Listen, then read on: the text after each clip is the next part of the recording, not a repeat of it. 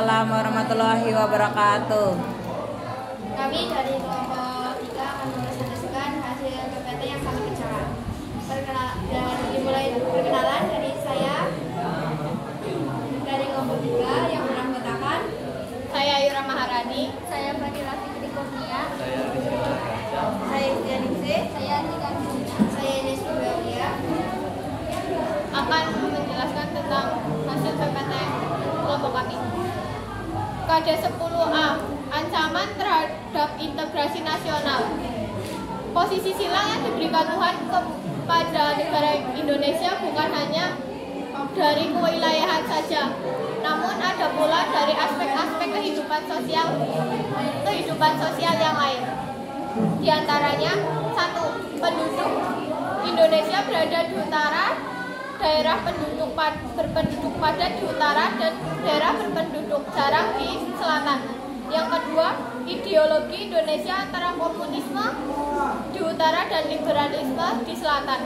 Yang ketiga, demokrasi Pancasila berada di antara demokrasi rakyat di utara atau Asia daratan bagian utara dan demokrasi liberal di selatan.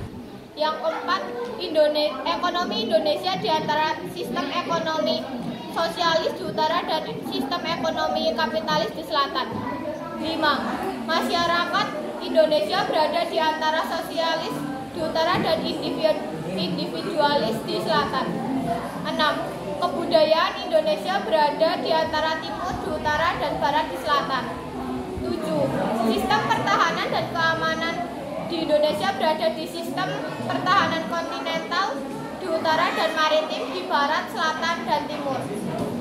Dengan demikian, maka posisi silang Indonesia merupakan sebuah potensi sekaligus ancaman bagi integrasi nasional bangsa Indonesia. Ancaman terhadap integrasi nasional. Adapun dua ancaman terhadap integrasi nasional di negara Indonesia. 1. Ancaman di bidang militer. Beberapa negara meningkatkan perkembangan senjata militer yang ada, bahkan ada yang memiliki senjata pemusuhan massal yang berbahan kimia dan nuklir. Ancaman inilah yang dinilai membahayakan kedaulatan negara. Bangsa Indonesia pernah merasakan pahitnya diserang oleh Belanda yang ingin kembali menjajah negara Indonesia sebanyak 2 kali, yaitu pada agresi militer pertama dari tanggal 21 Juli 1947 sampai 5 Agustus 1947 dan agresi militer kedua tanggal 19 Desember 1948. 2. Ancaman di bidang non-militer. Ancaman ini adapun faktor-faktor non-militer yang dinilai membahayakan keselamatan segenap bangsa yang disebabkan oleh pengaruh negatif. Ada 10B, ancaman berbagai bidang. 1. Ancaman di bidang ideologi. Secara umum Indonesia menolak tegas bahwa komunis dan Zionis adapun pengaruh dari negara komunis secara lain yang dapat dikatakan tidak disarankan oleh bangsa Indonesia. Walaupun ada pengaruh, itu sangat kecil ukurannya. Meskipun demikian, bukan berarti bangsa Indonesia terbebas dari pengaruh liberalisme. 2. Ancaman bidang politik. Ancaman ini dapat bersumber dari dalam negeri maupun luar negeri. Ancaman ini dilakukan oleh suatu negara dengan melakukan tekanan politik terhadap Indonesia, seperti intimidasi, provokasi, atau blokade politik. Merupakan bentuk ancaman non-militer berdimensi politik yang sering digunakan pihak lain untuk menekan negara lain.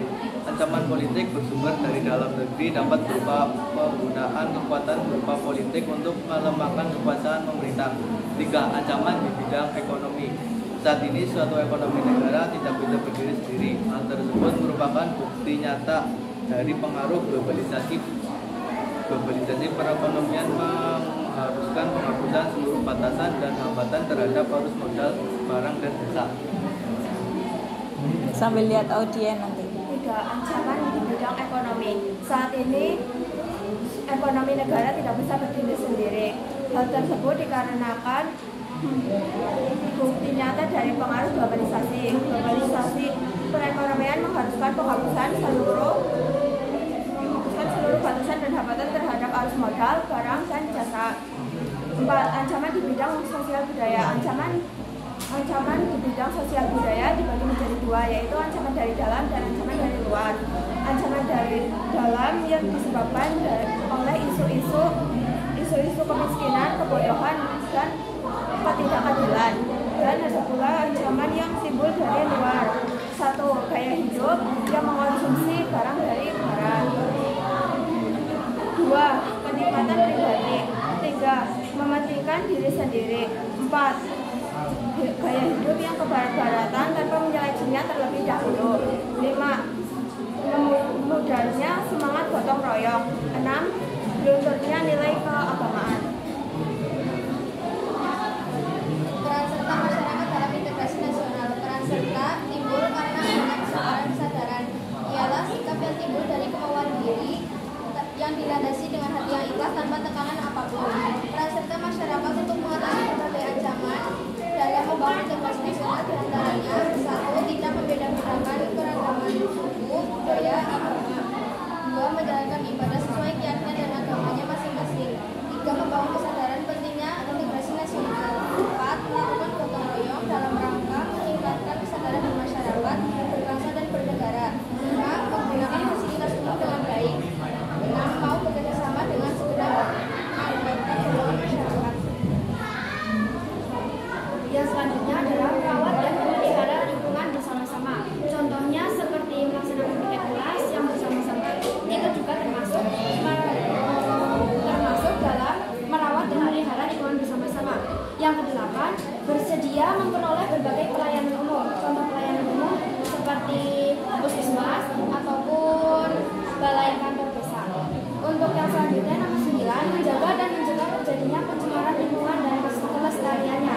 Menjaga dan mencegah terjadinya pencemaran lingkungan itu contohnya seperti tidak membuang sampah ke sungai, tidak membuang sampah sembarangan di sekitar kompleks sekolahan atau tempat lainnya. Untuk yang selanjutnya, nomor 10, mengelola dan memanfaatkan kekayaan alam guna mensejahterakan masyarakat. Contoh kekayaan alam yang dapat digunakan oleh masyarakat itu seperti perkebunan karet. Di situ dapat mensejahterakan masyarakat karena adanya perkebunan karet tersebut dapat menarik tenaga kerja sehingga rakyat dapat bekerja di perkebunan karet tersebut. Selanjutnya ada nomor 11, menjaga keamanan wilayah negara dan dari ancaman yang datang dari luar maupun dari dalam negeri. Kita sebagai warga negara Indonesia juga bisa berikut serta menjaga wilayah negara dari ancaman dari luar maupun dari dalam dengan cara menjaga sikap maupun mengelola kegiatan kita dalam sehari-hari. Contohnya bermain HP itu juga dapat menjaga keamanan wilayah negara dari ancaman luar negeri. Lalu untuk yang nomor 12, memberi kesempatan yang sama untuk merayakan hari besar keagamaan. Kita sebagai rakyat muslim juga dapat memberikan kesempatan untuk warga muslim untuk melaksanakan hari keagamaan mereka. Untuk selanjutnya, berpartisipasi dalam kegiatan yang ada. Contoh seperti workshop kemarin, saya mengikuti kegiatan di sekitar itu juga termasuk dalam berpartisipasi. Untuk yang ke-14, menjaga persatuan dan persatuan bangsa itu adalah sudah menjadi kewajiban suatu anak Indonesia ataupun seluruh rakyat Indonesia untuk menjaga persatuan dan persatuan bangsa. Dan yang terakhir, bersedia untuk menjaga